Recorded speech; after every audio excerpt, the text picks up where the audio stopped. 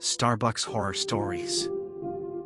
When I told the Starbucks cashier, "See you around," I didn't think I meant it literally. Every Friday I go to the Starbucks near my office for lunch. I used to think the boy behind the counter was nice. He looks maybe 18, 20 at the most. Last time, after getting my stuff, I said to him, "See you around." I thought it was a normal thing to say since I come in once a week, but he just stared at me, the ends of his lips slightly turned up into a smile, and said, "Okay." I thought that was a strange response, but who cares? I went back to work, and the rest of the day was fine. But then I actually started to see him around. I didn't think anything of it at first. I'd see him at the grocery store walking past the aisle I was in or walking out of the bank as I'm walking in. Just silly stuff, like how you run into your neighbors or old friends. Who knows, I might have crossed paths with him many times before and just never noticed till now. I only started to realize things were weird when I saw him while picking my girlfriend, Emily, up from work. She's an elementary school teacher, so I was parked outside the school as all the kids were leaving and I saw him sitting on a bench maybe waiting to pick up a little brother or sister or something. He was looking my way, so I waved to him. He didn't react. He just kept staring. And smiling?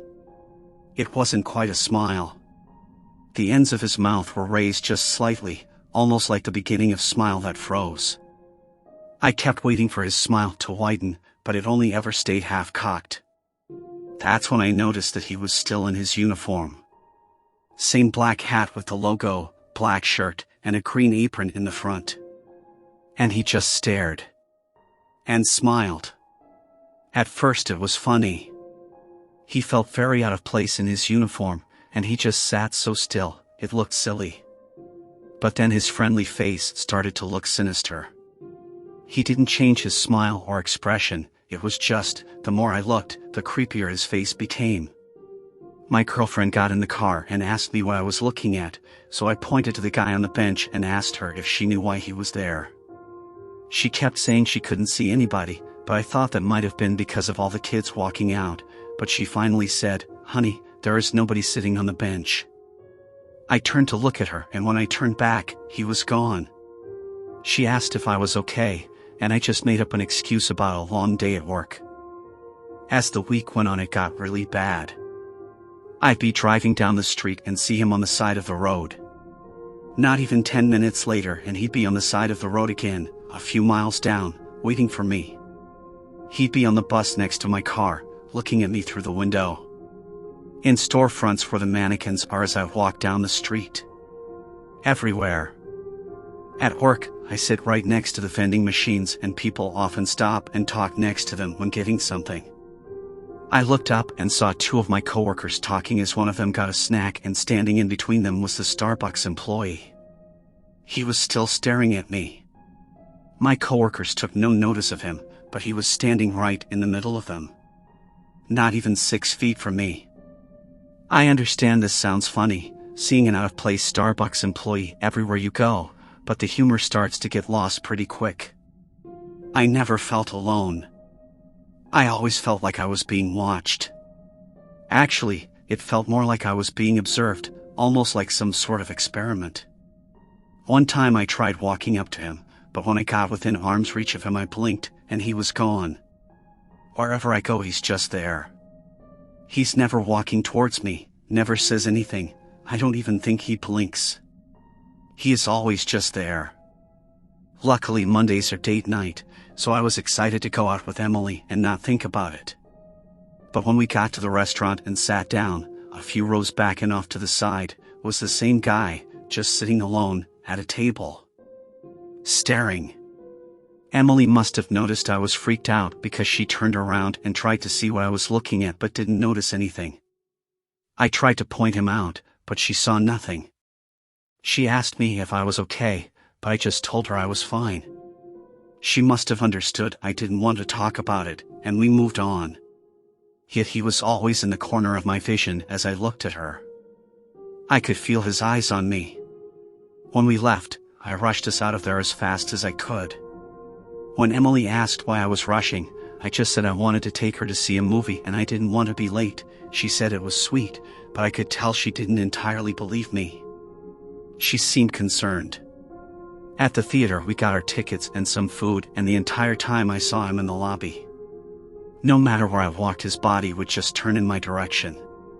He wouldn't move, but his body would, almost like he was standing on a turntable or something.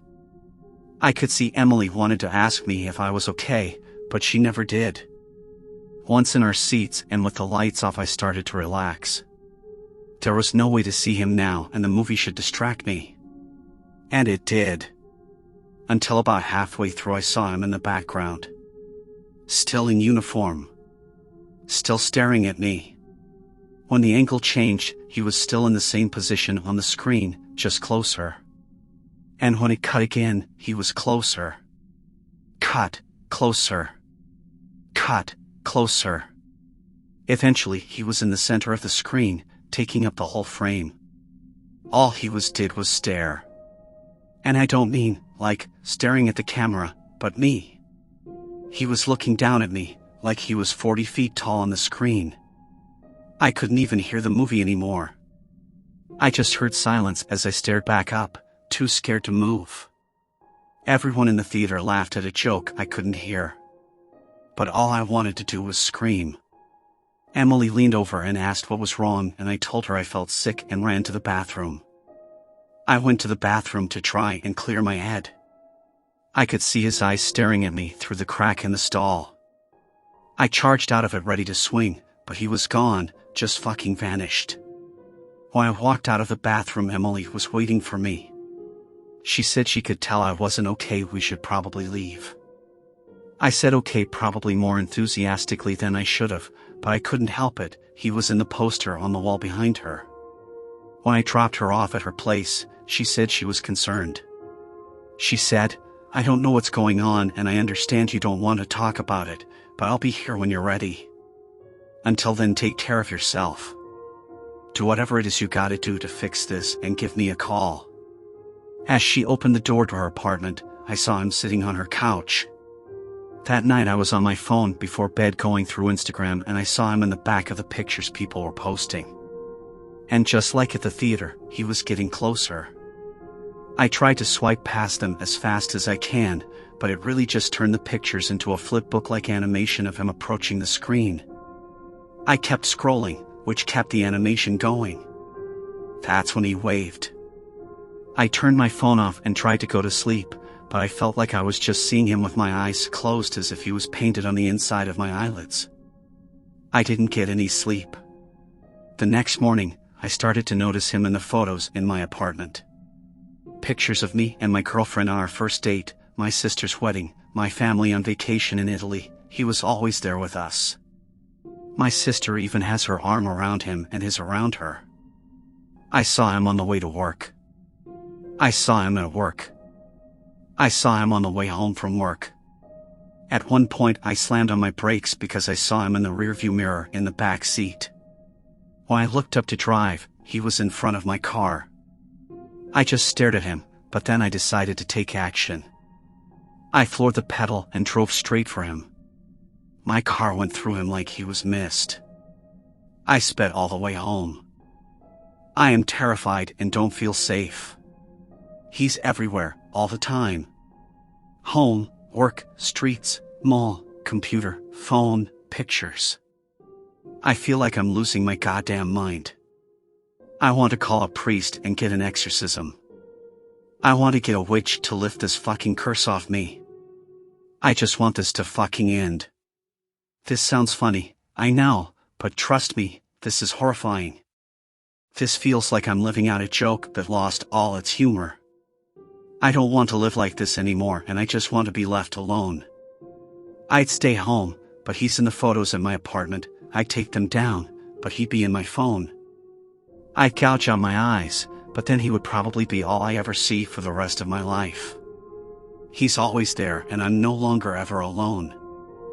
I hate Starbucks. At the drive-thru at Starbucks. I'm from a small town. I mean small. Nothing much happened other than take your tractor to work day. I was a high school senior in a class of 42 people. We had all known each other since diapers. I could give you the first, middle, and last name of every kid in my class. The biggest thing to happen to our town was the day we got the Starbucks. The only reason we got one was that we were right off the highway, and people passing through would make up for our small population size. Needless to say, we were thrilled. It was a small cafe with nothing much of an inside, but at least it had a drive-through. The building itself was stacked right next to a strip mall, so it had a tiny parking lot.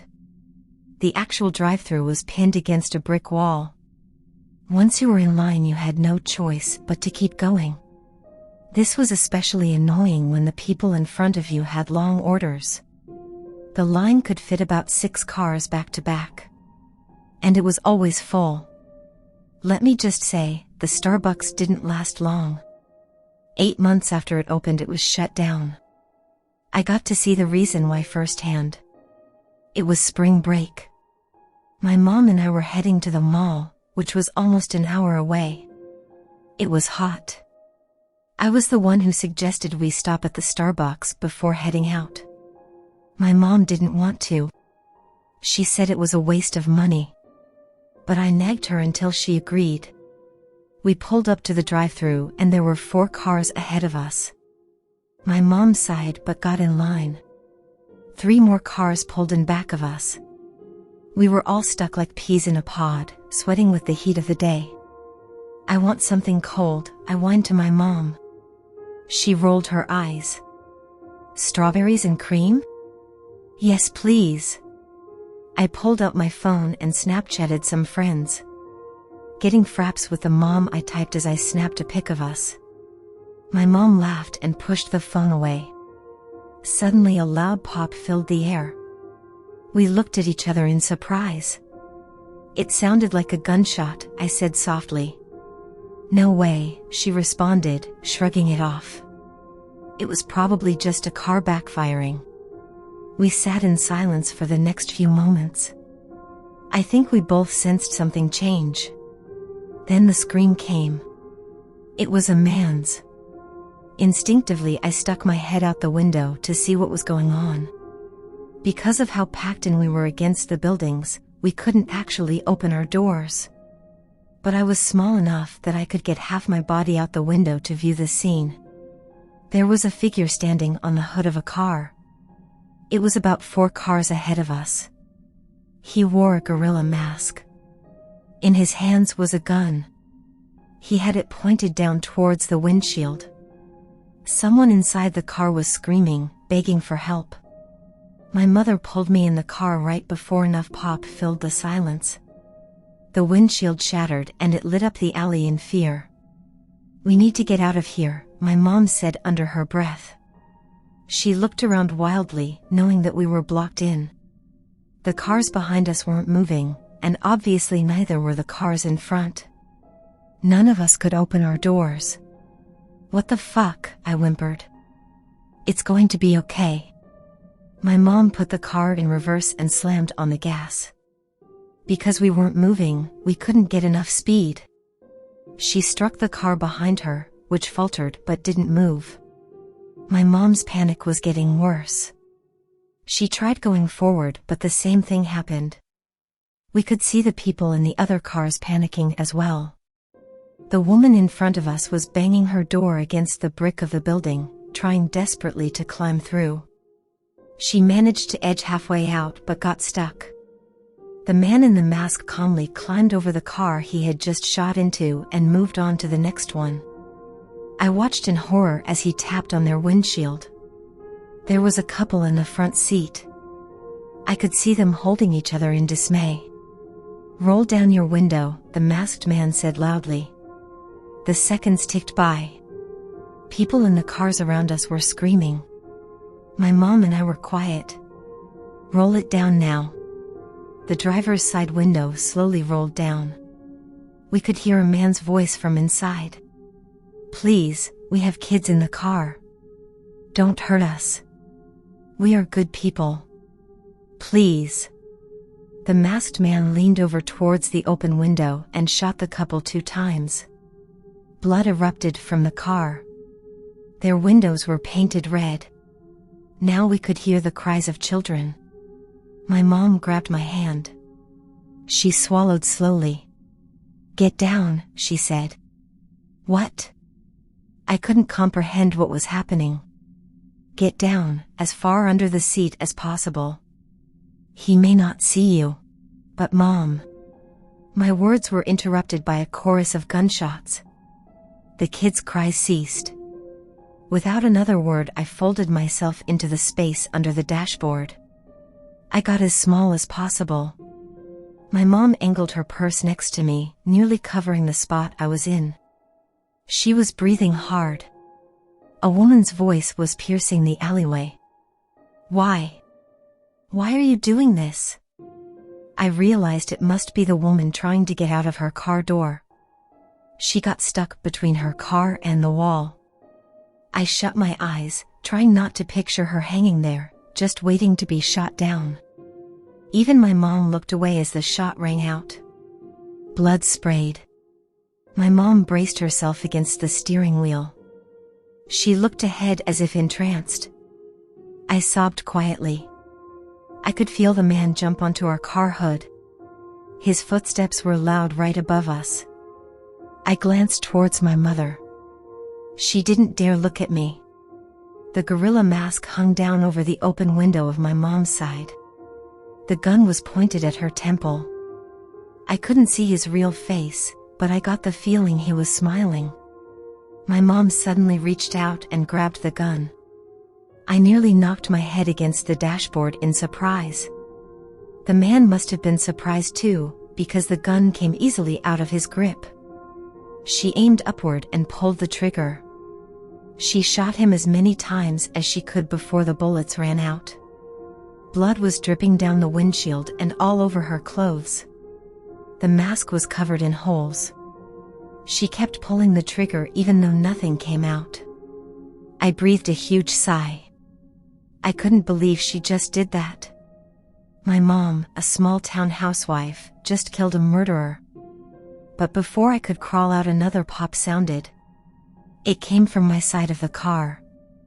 I watched in horror as my mother's head exploded out of the back of her skull. She fell forward onto the steering wheel, her nose on the horn. I slowly turned my head to my side of the car, where someone wearing a Barbie mask was peering down. She cocked her head to the side, surveying her work. She must not have seen me because she disappeared. I felt her step off our car onto someone else's. I tried to breathe, but nothing came out. I stayed under my seat for nearly an hour. The police arrived within 20 minutes of the first shot, but I couldn't get myself to move. They only found me after using the jaws of life to open up the top of our car to pull my mom out. When the officer saw me, her face crumpled. She could see the fear still etched onto my face. I was the only survivor from the drive-thru. Altogether, 13 people were shot to death, including 3 kids under the age of 10. The man in the gorilla mask was later identified as a radical eco-terrorist. They planned this event to protest Starbucks' impact on the environment. Despite their intent, no one who worked at Starbucks was injured. It was just those of us in line.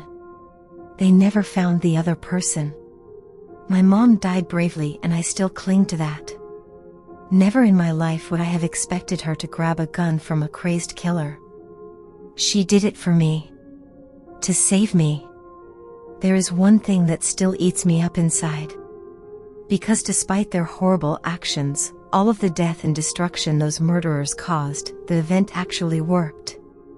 At least for me. I know I will never go to a Starbucks again.